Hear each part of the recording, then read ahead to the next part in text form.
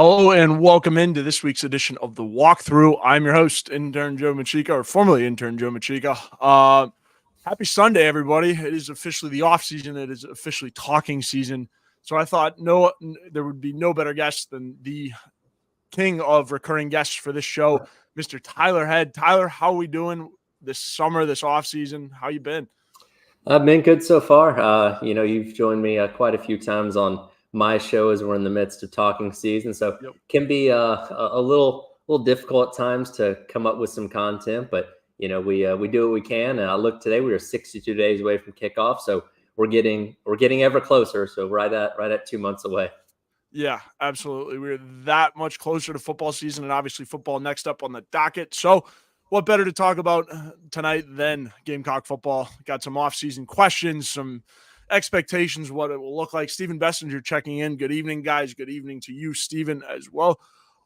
Starting at the top, every team in college football lives and dies by their quarterback, Tyler. Right. And I think, there is a very big storyline surrounding the quarterback at South Carolina. Lenore Sellers will be likely getting the start. I mean, he has been named the starting quarterback and whatnot, and you knock on wood, hopefully nothing goes south. But, with a quarterback that's so young, what are the expectations for Lenore Sellers and how far can he go? I think the expectations, I want to say, are through the roof, but they're pretty high. I mean, we know how highly touted he was, coming out of high school, and the few glimpses that we got of him, last season in garbage time against Furman and Vanderbilt looked as good as advertised. And he's done, everything right up to this point in the offseason. What we saw of him through the spring, especially in the spring game where we all got to see him, for over the course of however many drives he ended up leading out there, looked like the leader, looked like the good, athletic quarterback that we hope he can be. Now you got to go out there and actually execute when it really counts. And, I think it's funny that, South Carolina starting the season against a team like Old Dominion where, on paper, Carolina should be able to win that game pretty easily, hopefully by a couple touchdowns, where you have a lot of guys that can get on the field. And, that's an opportunity for Lenore Sellers to go out there and, maybe throw for a couple 100 yards, run for a few touchdowns, and really kind of, light up the stat sheet. And that'll probably make those expectations even higher going into week number 2 against Kentucky, which is going to be the real test to see what he's made of, what this entire team is made of, quite frankly, as they face their first, SEC opponent. But, there's going to be growing pains. He's going to make mistakes. He's going to do some things wrong. He's going to throw some picks, may fumble the ball a time or two. He's not going to be perfect by any means. But if he can, put together an overall good season and the pieces around him can perform the way that we are expecting and hoping they can perform, this team as a whole can end up being pretty good this year, I think. Yeah, absolutely. There's so much hype behind Lenore Sellers and everything that we're hearing. And as you mentioned, Tyler, so far so good, checking every box. But from an athletic standpoint, we kind of know, how it is from the glimpses and what we've seen, in spring ball and in the spring games. He's a dual threat quarterback, tried and true. Now it's just a matter of, getting on the field and living up to that potential. I think, with what we've been told from inside the building and how he looks so far, there's I guess the ceiling would be the Heisman, right? I think, he's certainly talented enough to go that far now as a redshirt freshman. I don't know if he can quite lead South Carolina to the heights it needs to win the Heisman, but from an athletic standpoint and from an ability standpoint, from everything we've heard, he's certainly capable of doing such things. So now it's just a matter of executing, right? And so Dowell Loggins' offense is one that certainly caters towards a dual threat quarterback. Tyler, my next question for you is, how much of a difference in this offense will we see because of Lenore Sellers and the dual threat mobility that we're, expecting to see? I think it's going to be a pretty significant change. The basis of this offense is probably going to be predicated on the run, just for what we know Lenore Sellers to be able to do, from an RPO standpoint. Obviously, you have Rocket Sanders back there. Probably going to be pretty similar to what we saw with Rocket Sanders and KJ Jefferson when they were both, back at Arkansas. And, Lenore Sellers obviously possesses arm strength, which, again, we got to see on display a few times a season ago, but he's not your typical pocket passer like, Spencer Rattler was, where his objective was to sit back in the pocket, let things develop on the field. And then if things just broke down, and unfortunately they broke down a lot last year because the offensive line was such a problem, then he would cut and run. But Lenore Sellers, again, what we've seen from him, we know that running is not going to be, every single time that he steps back in the pocket, but he's more inept to go off and do that if he maybe doesn't get through his first or second progression and find somebody where he wants to. So it's going to be a lot different. And again, even that first game against Old Dominion, I don't know how much we're going to see of what the full-fledged book of this offense is going to be unless they get in some kind of shootout, which we hope doesn't, end up happening. I think it's something we're going to have to learn as the season goes along. But just with the different skill set that Sellers brings to the table, it is going to be, I'd say, significantly different than what they had a season ago with Spencer Rattler.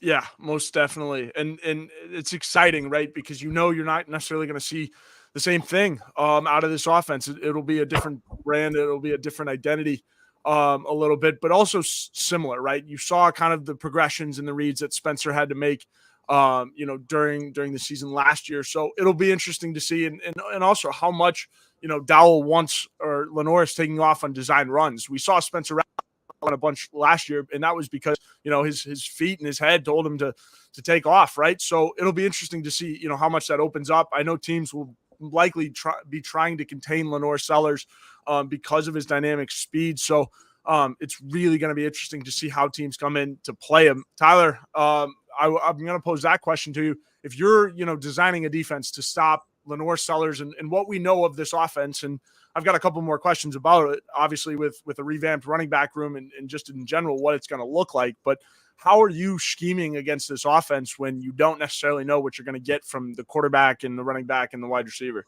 Well, I imagine you're going to have some fast guys off the edge to try and get to him in general, and some linebackers are going to be able to go sideline to sideline because those are likely going to be the guys that are going to have to making the tackles on Sellers if he is able to escape from that pocket. But I think just in general, even outside of Sellers, I think just slowing down South Carolina's run game is going to be the big MO because of, again, what they have with, Rocket Sanders. And I know not as many people are hyping him up, but we like everything that we've heard about Oscar Adaway as well. Somebody that put up a lot of yards from his time at North Texas that could be that second, kind of complementary back to what, Rocket Sanders is doing in the backfield, who, again, we hope is going to be at full strength and healthy when the season does roll around. All indications that is going to be the case. So if you're going to stop South Carolina, as we know is kind of the case in the SEC just in general, is you're going to have to, take care of things, up front and have a good, run defense, a defensive line. And, those linebackers being able to come up and help and run support as well. And, this obviously Carolina's still going to pass the ball. How deep down the field are they going to work some of that passing? We don't know. Now we know they have a lot of smaller guys, speedy guys that, you can get the ball out in the flat and, make things work that way. But I don't know. It's still a lot of questions with the South Carolina offense that I'm sure a lot of teams that, see South Carolina on the schedule are trying to figure out themselves as well. Yeah, and it's really going to be interesting, and expectations, vary for this offense, and we don't really know what we're going to get until they line it up against Old Dominion, and if they're in control of that game throughout, I'm not sure of how much of this offense we're going to be able to see and how diverse they're really going to get.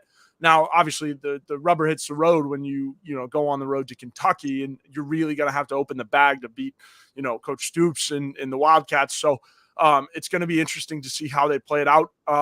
Tyler, just overall, what is a fair expectation to give this offense? Because obviously you mentioned the growing pains. We all know that there will be some growing pains. You got a young offensive line.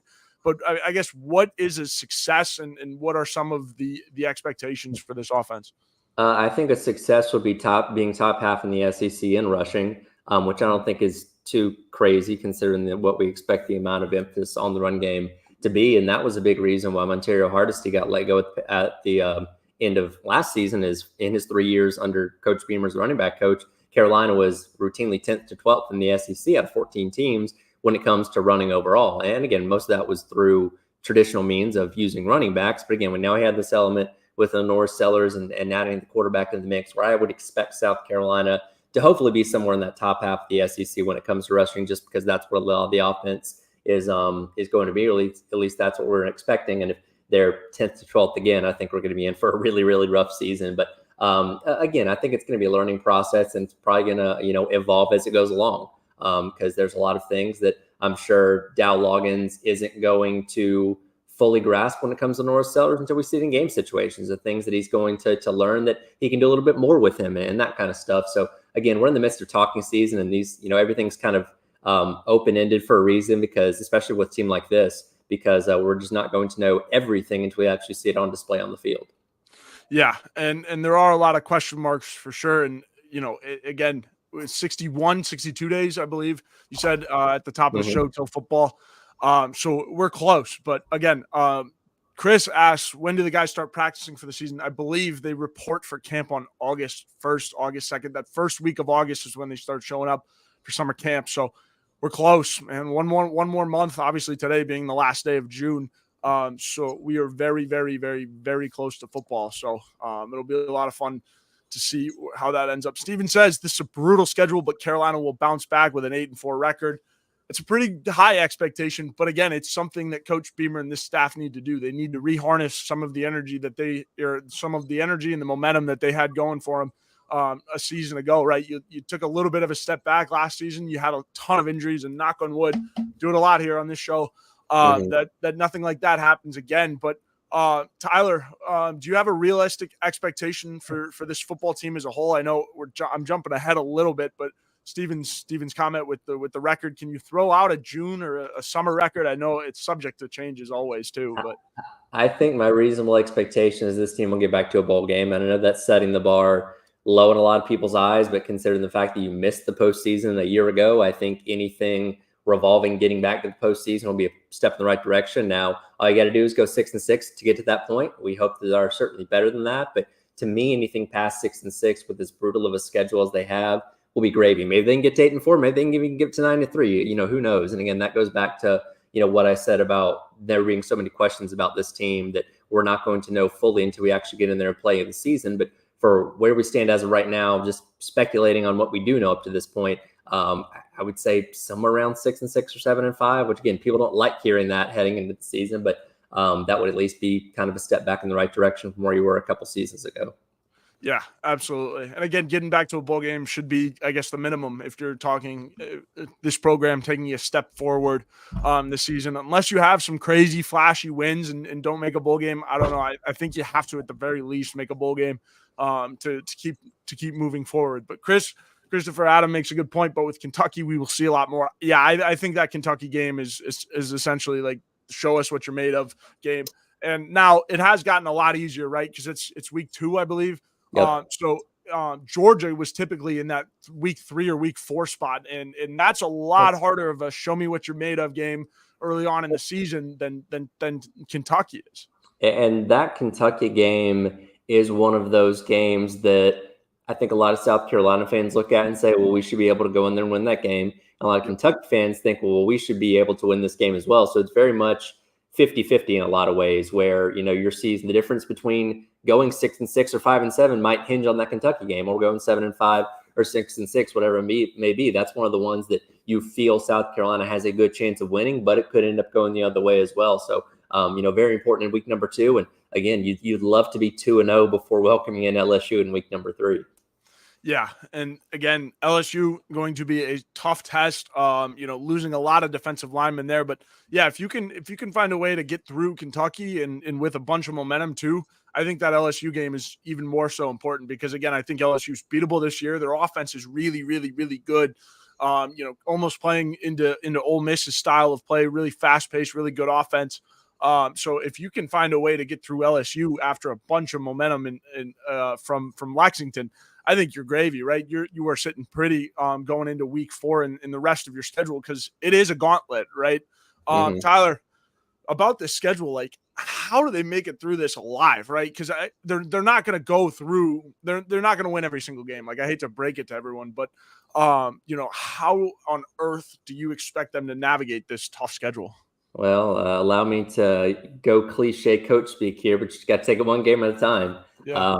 We look at it, and outside of Clemson, you have a relatively easy non-conference schedule with Old Dominion, Akron, and then Wofford in the penultimate week of the season. So you feel like that's 3 wins that you should have pretty easily there. I think everybody can safely say you should be able to go into Vanderbilt and win. In Nashville, that's 4 wins right there. So between Kentucky, LSU, Ole Miss, Alabama, Oklahoma, Texas A&M, Missouri, and Clemson, you got to find a way to carve out at least 2 more wins to get yourself back to bowl eligibility. And again, we're sitting here in the middle of, or at the end of June, about to be July, and there's teams that are going to be better than we thought they were, and there's good teams that are going to be worse than we thought they were. A lot of us expected Missouri to be 6-6 a season ago, and they went to the freaking Cotton Bowl and beat Ohio State. So there's going to be teams that are better, and there's going to be teams that are worse.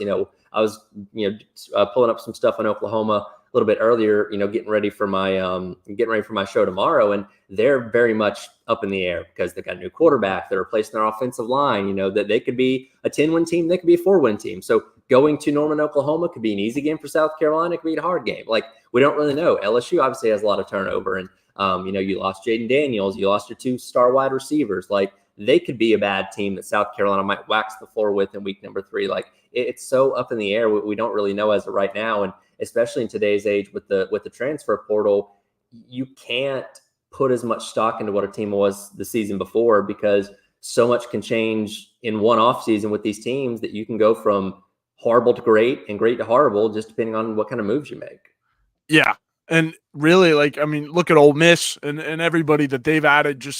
So much firepower. And we're going to see how much of a difference that makes, because they are returning some guys at Ole Miss. And I think that Ole Miss is right now, similar to Dion, but it's what happens when you mix in some returning guys that trust the system, trust the program.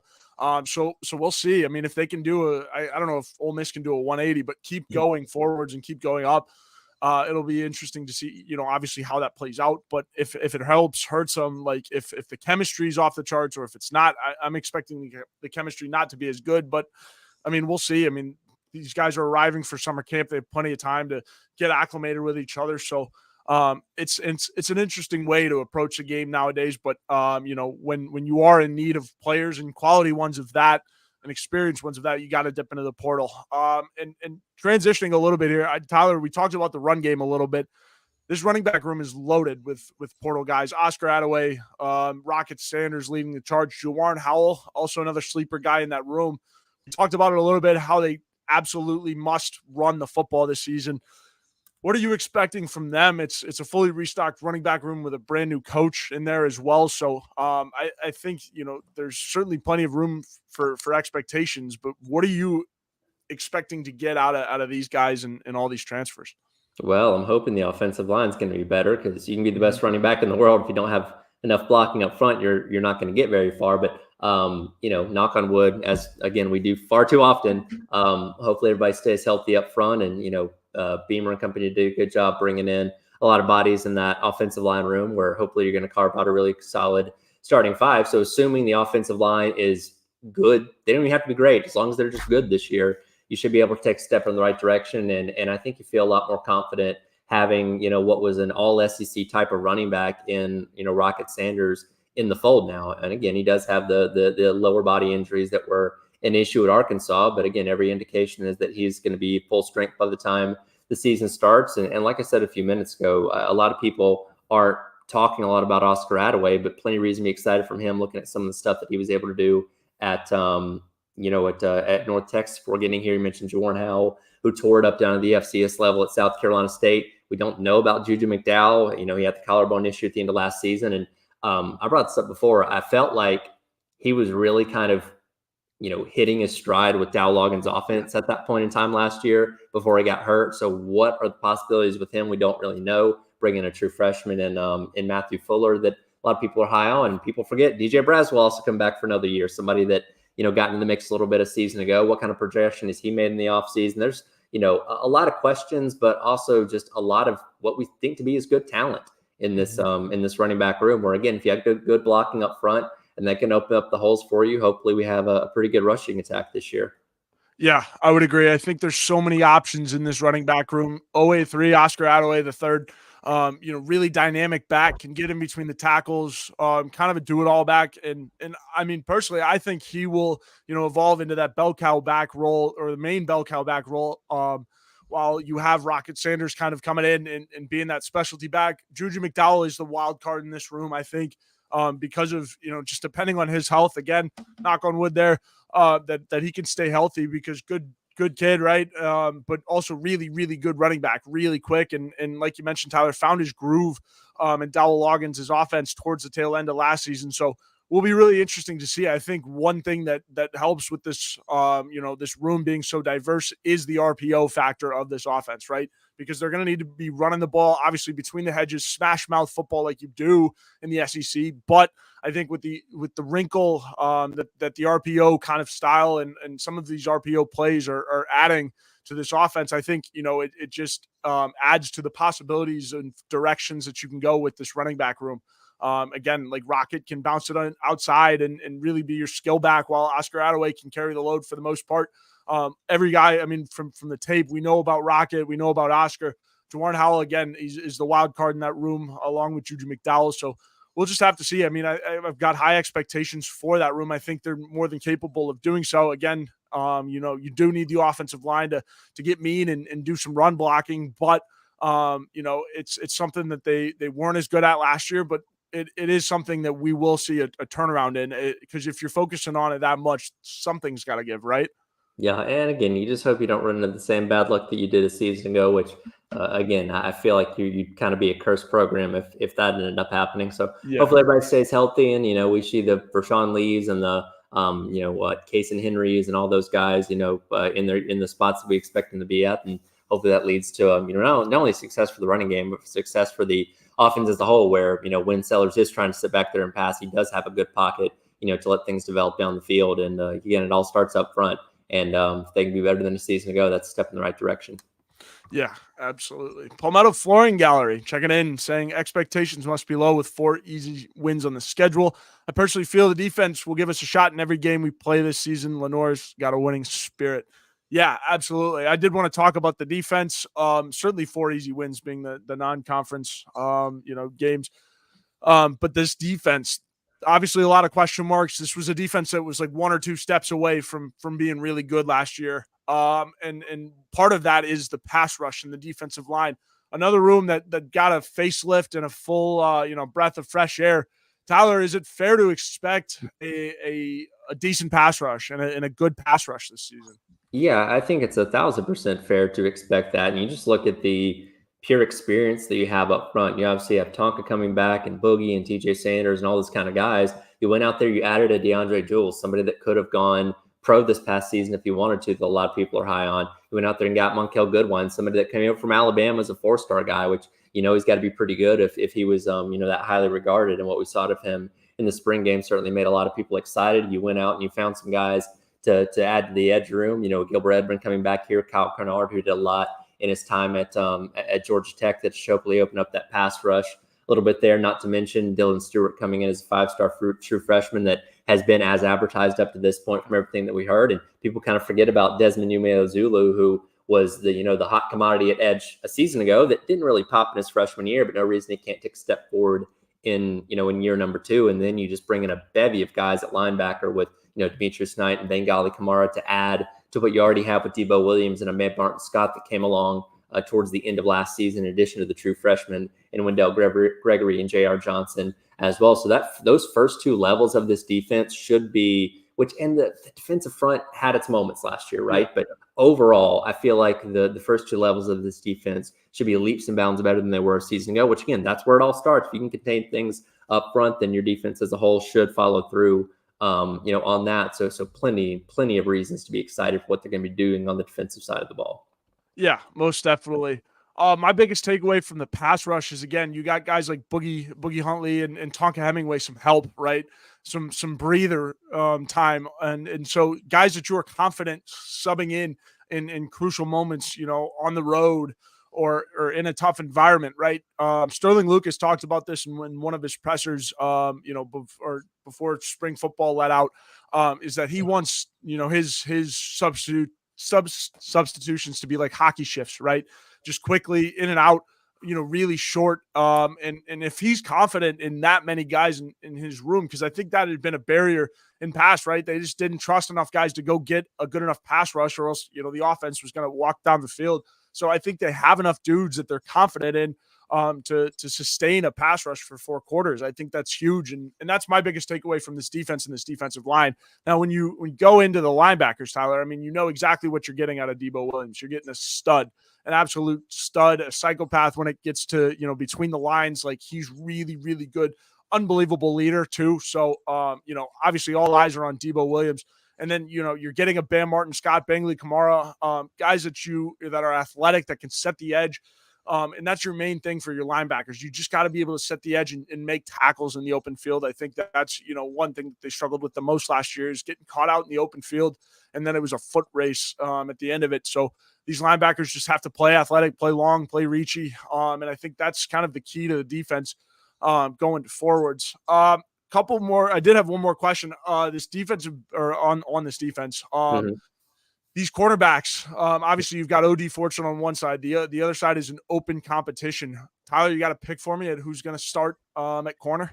From everything that we've heard, everybody very high on Judge Collier. It seems like he's a strong possibility, to maybe be that guy. But at the same time, we've heard plenty of good things about, Vakari Swain and, Emery Flory as well. So I think it's still kind of open as of right now, probably something they're going to solve, through fall camp coming up in August. And maybe one of those things we don't find out until, the week of the first game against Old Dominion, because you want to make sure you vet this competition as closely as possible. And again, OD Fortune, what we know we have with him on one side of things. And, hopefully you have one of those other guys can be your true kind of cover corner that can, hopefully lock things down on that other side and keep contained in the, in the passing game. Yeah, absolutely. My one name to watch in that battle, I know, he's more of a safety / DB, but Jalewis Solomon, getting here. Yeah. Just a guy with really, really high upside. This coaching staff has been waiting to get him on campus. And so when they finally do, I think it's going to take him a little bit longer to progress since he is getting on campus a little bit later. But again, really freakishly athletic kid. And certainly someone to keep your eye on as we go along. Tyler, before we get to some ads and then also do our tier ranking at the end, we have a little fun tier ranking. College football stadiums, toughest places to play after the ad break. So we'll get to that in a second. But a couple more questions before we get to the ad real quick.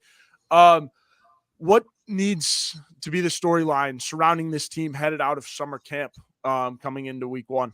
How about health? How about everybody stays healthy? We don't have any injuries going into the season. And again, considering the fact that was your detriment at so many spots a season ago, I think if we can go into game number one with everybody available at all spots, to be as deep as possible, I'll consider that a win personally.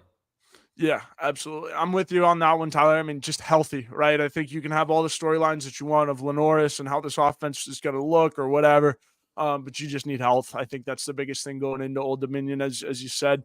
And then we'll talk about this too. The Brown 6 says tight ends can really help a young quarterback.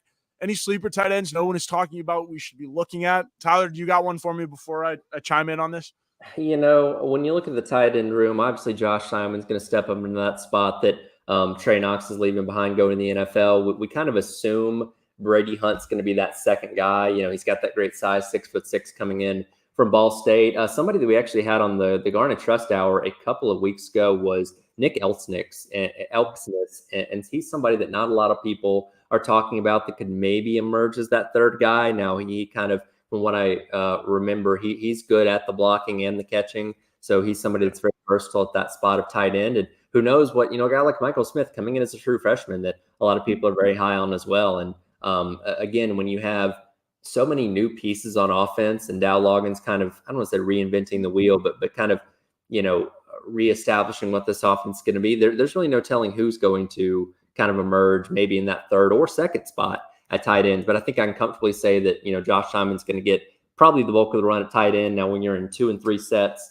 it's probably going to be Brady Hunt, and then who knows who that third guy is going to be. But that could also be something else that could, develop as the season goes along. Yeah, absolutely. Christopher says tight end Simon, I think will do really great catching. Yeah, absolutely. I think Simon is the number one. And then 2, I think has to be Brady Hunt, just because of his size and development, and what he was able to do against Tennessee at Ball State. I think, he just possessed a lot. My sleeper number 3, to get back to the Brown 6's question. I got Michael Smith. I've heard a lot of things about, how he's been progressing in the weight room, just ripping it up. And has really come along in terms of like an SEC body type, and really transforming into a tight end. So that's my sleeper again. I think, offseason workouts, that's really all that you want to hear about a guy, right? is that they're, progressing. They're putting on a bunch of weight. They really looked apart and everything. So I think Michael Smith is my guy for that argument. Will he could work himself into some playing time if the summer goes well for him. I think Nick Elksness is also another good one. Another guy that could make a name for himself if he has a good summer camp. But that's really what it comes down to is how well are you going to play this summer for these guys on the fringe. I mean, we talk about that extra cornerback battle that will be decided in August. So be ready to go when the time is called, and you'll find yourself starting playing a lot on week one. Absolutely. Looking forward to seeing how this shakes out. And again, I just hope the offense as a whole is better than it was a season ago. Yeah, absolutely. Todd Gwynn checking in. Hello, my fellow Gamecock fans. Todd, hello from wherever you are this evening. Do want to hit a couple ads real quick before we do our little game or our little tier ranking real quick. So our first ad of the day, our first sponsor of the day is our good friend Clint Hammond of the Movement Mortgage Network. He's above us on all of our GC Live programming. In need of help with your mortgage, call on our good friend Clint Hammond of the Movement Mortgage Network. He's been in the mortgage industry since 2003, which allows him to help everyone from the first-time home buyer to the complicated and complex jumbo buyer, whether you're looking to purchase a new home or refinance. Nothing is more important than a well-thought-out financial strategy that comes with 5-star customer service. He's even helped out our very own Wes Mitchell and former Gamecock quarterback Perry Orth with their mortgages. So give our guy Clint a call. He's above us on all of our Gamecock Central Live programming. As I mentioned, 803-422-6797. Once again, 803-422-6797. Our other sponsor of the day is Mr. Andy Luedecke of MyPerfectFranchise.net. This week's episode of The Walkthrough is brought to you by Andy Luedecke at MyPerfectFranchise.net. Are you ready to leave the corporate rat race for the American dream, looking for a side hustle while working your current job, wanting to diversify, build wealth, and or leave a legacy? Andy can help. Andy is a franchise consultant as well as a franchise owner and helps people find franchises that fit their skill sets, financial requirements, time to commit, and more. His services are 100% free, and he's here to help if you have any questions about business ownership. So you can give him a call or reach him at his email, Andy at myperfectfranchise.net. And again, you can give him a call at 404-973-9901. Once again, 404-973-9901. So Tyler, pulling up this tier list here. We're going to play a little fun game. Obviously, as we were talking before the show, my generation, Gen Z, we love a good tier list, right? Absolutely love a good tier list. So in front of me, I have 15 of EA Sports' College Football 25, the video game that's coming out. Also, sound off in the comments if you guys want to see some gameplay on College Football 25 for this show. FG checking in. I like you cut, G. Appreciate it. Had to get to the barber before I went home, but yes, appreciate it as always. But yes, so EA Sports ranked the top 15 toughest places to play, Tyler. And obviously it's going to play into the game and whatnot. So I figured we could do something similar. I'm not sure where you've been across the SEC or around college football, but here we go. First stadium on the docket is Penn State, Beaver Stadium at Penn State. Man.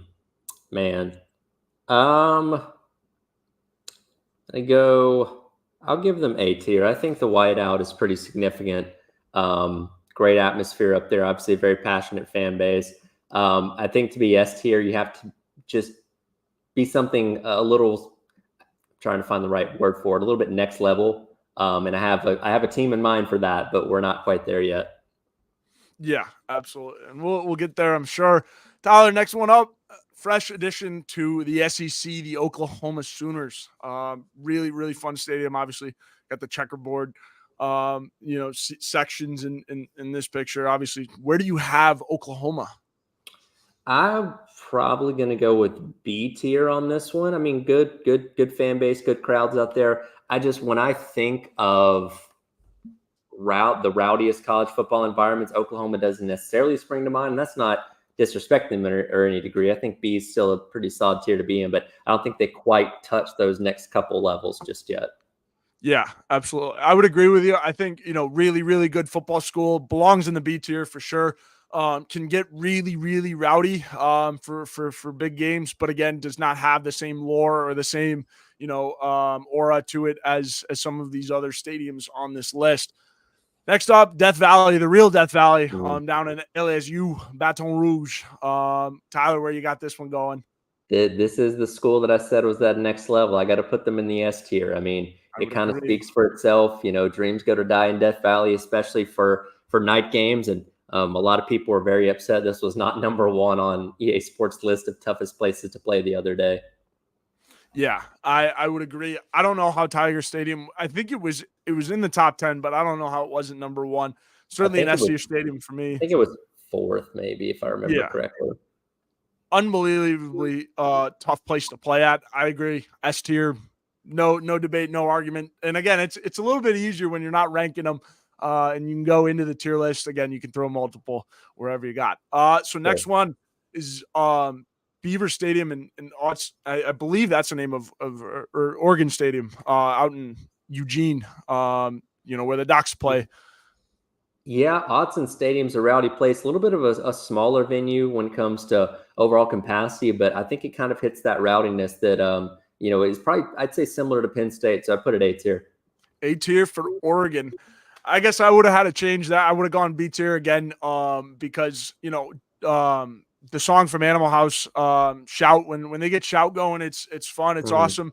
But Oregon does have a tradition of leaving early if games don't quite go their way. So I would have gone at least B tier, but I respect the pick going up in A tier. Next one up, good old Rocky Top up there in Knoxville, Tennessee. I believe this one's Tennessee. Yeah. So Rocky Top in Tennessee. What you got, Tyler? Well, it's been a long period of Tennessee football not being great. These past couple seasons, they've finally ticked back up a notch. And I got to say, Tennessee is legitimately one of the toughest places to play right now. 100,000 people, obviously a rowdy atmosphere, rowdy environment. When it is at full throat, I think like LSU, you can probably put it in an S tier. Yep. I would agree with you there, Tyler. Again, I think the checkerboard is something special. And everything that they do up at Rocky Top, and the Vols on the top of the stadium when it's lit up, when it was going after they stormed the field at Alabama, those were scenes right there. It doesn't get more SEC than Tennessee. So I agree, S tier stadium all the way. Now this one, I believe I mixed them up. So this is Clemson, the other Memorial Stadium. This is the other Death Valley. Had to throw it in there for rivalry's sake. Tyler. Sure. There's a bunch of different ways you can go here, but take aim and fire away. I'll play to the home crowd on this one. I'll go C tier. I'm not very impressed by hills or rocks. Yeah, no, I'm with you. I mean, like the run out and smacking something before you run out, I think goes to Notre Dame and play like a champion today and all that. So the rock, I don't know. And then the hill, I mean, you can trip on that thing, man. I'm sure it's hard. And Dabo certainly likes to get going off of that. So yeah, I'm with you. C tier, D tier stadium for sure. Figured that would appease the crowd. Oh yeah, absolutely. Next up, I got Ohio State right here. Ooh, Ohio State. I'm not. I don't think I can put the shoe in S tier necessarily. Good atmosphere, good environment. I can't remember if I was talking about this you or somebody else the other day, but they play so many noon games now because Fox does big noon kickoff. The crowd isn't always as rowdy as it could be for even like the Michigan game, just because it's such an early kick. So I'm gonna have to put Ohio State in A tier. Yeah, I'm with you on that one. Ohio State certainly an A tier stadium. Now, everyone back in the Midwest argues that it is an S tier stadium. I don't think it has. I haven't been, but I have a lot of family members that went to the Notre Dame Ohio State game last year. They said it has nothing on the SEC, on the SEC. So certainly a crown to wear there. We got Williams-Brice Stadium. I could hold that one for last, or we could go ahead and rank it right now. Tyler, what you thinking for Williams-Brice? I would say, having experienced it in person, and even before even coming and doing this job, Williams-Brice had a reputation. That was a rowdy atmosphere. You got the light show. You obviously had Sandstorm 2001. And I'm not just saying this to be a homer here. I think it's a comfortable A tier for me as well. Yeah, absolutely. I'd throw it on an S tier. Again, growing up in Notre Dame, coming down here and seeing the lights at Williams-Brice. My first game at Carolina was Deebo Samuel's one-handed catch in the end zone against Tennessee, and that place erupted. And obviously fell in love, came down here. I would agree, A tier, S tier, certainly. up there. Jordan-Hare Stadium is next, Tyler, the home of the Auburn Tigers. Man, this is tough because obviously in recent years, Auburn has not been as great as they were in years past. And, I think they overachieved in year number one under Hugh Freeze. But there's something about the voodoo of Jordan-Hare Stadium that makes it an extremely dangerous place to play. I'm going to put it in A tier, but it can flirt that line between A and S. I'll say that much. Yeah, I agree. I've not been to Auburn. My dad went to Auburn for a little bit. He can attest. Everyone on Twitter has been saying that Auburn is one of the best environments in the SEC. And I mean, I've heard it through the TV, seen it, and whatnot. But I did not expect them to be getting as much love as they are in this, recent cycle of stadiums, if you will. So yeah, the prayer, Jordan-Hare, and all that you've been on the receiving end of as a Georgia grad. So I'm sure you know all of the magic and the voodoo and go into that place as well. Next up, Camp Randall at Wisconsin. Time to jump around, Tyler. What you got? Yeah, the jump around, good atmosphere up there, and Wisconsin's a perennial, 9 to 10 win program most years. I would say though, man, this is tough. I would probably put it at B tier personally. And again, kind of like Jordan-Hare, I think it kind of flirts that line between A and B, but I'm going to put it at B for now. Yeah, I'm with you. I think jump around sick. But Wisconsin has not been as good as of late, or at least, to the standards where like the Monte Ball, Wisconsin's, had been, and that place had really been jumping with all of that. Next up, we got the Swamp at Florida. I have been there. I have a really, really, really high reviews of this place. Coming into this place as an opposing team must be pretty terrifying if you're a good one or an SEC team. I don't know about non-conference opponents because I've heard that it can dip down a little bit. But Tyler, what you think about the Swamp?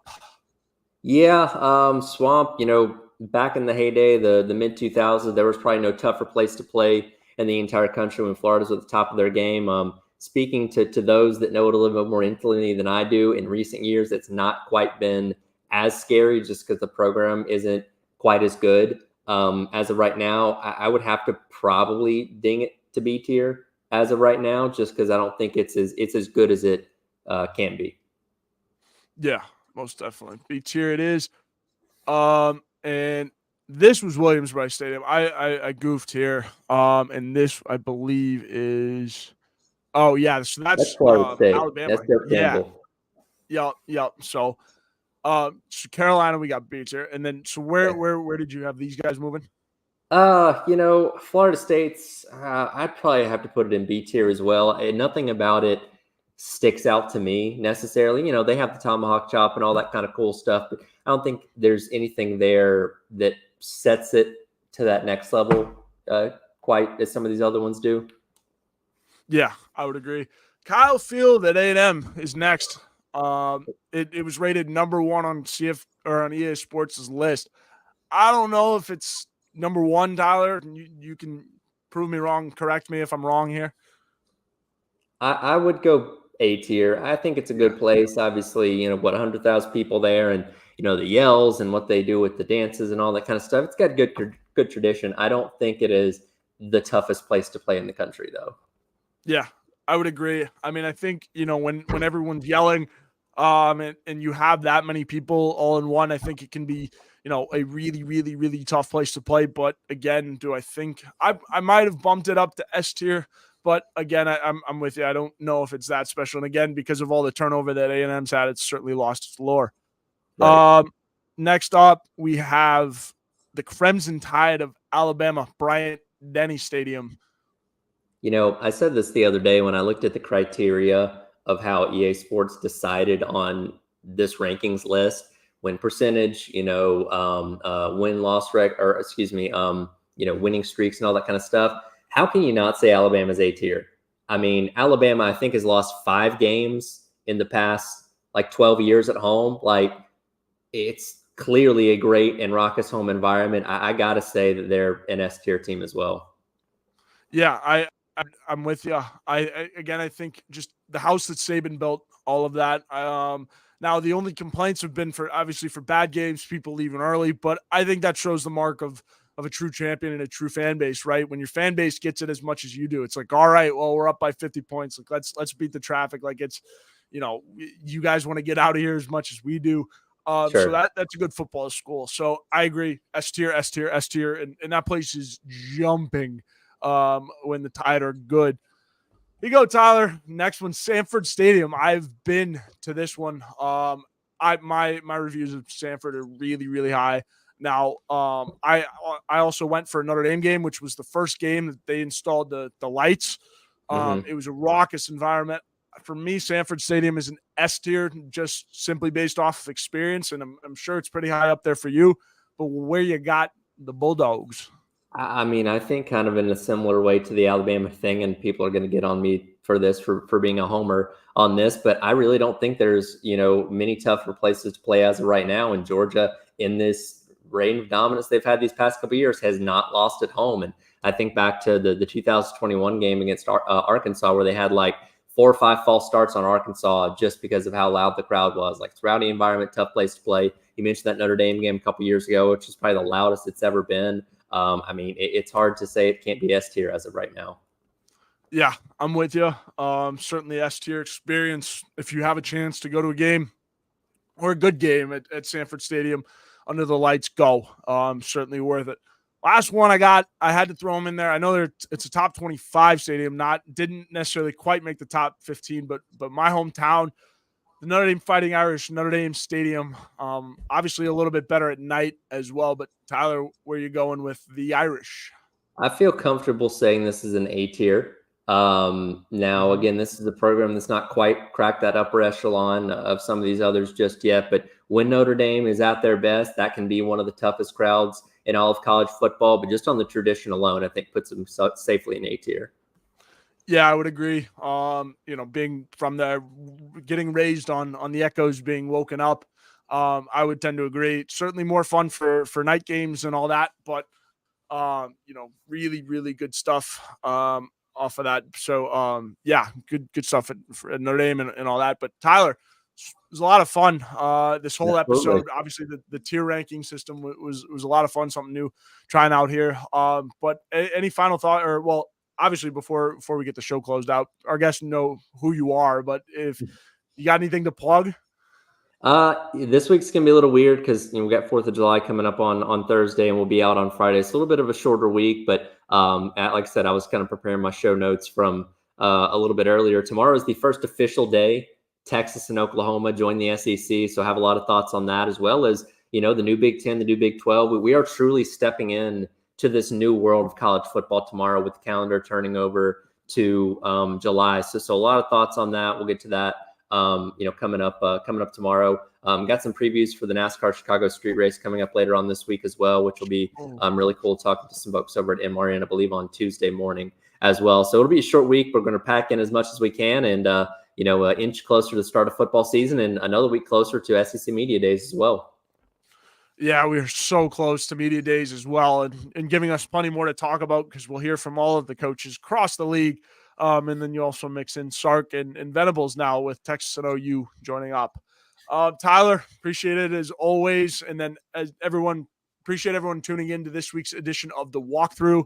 As always, I'm your host, Joe Macheca. Check us out again next Sunday. We'll be jam-packed again. We'll be having a show with the holiday weekend and all that. And then also join Mike Uva and I for GC Live Talking Tuesdays, as always, on Tuesday afternoon at 2 p.m. And then if you missed any of our show, be sure to go back and go on YouTube and hit the little bell icon next to the subscribe button. And that way, next time you won't miss it. You can also find full episodes on our YouTube channel and on our Spotify and Apple Music. But again, appreciate everyone tuning in tonight. Enjoy the rest of your Sunday evening and enjoy the week with some family, some time up at the lake. Try to stay cool through this hot weather. But again, appreciate everyone tuning in, and have a great night.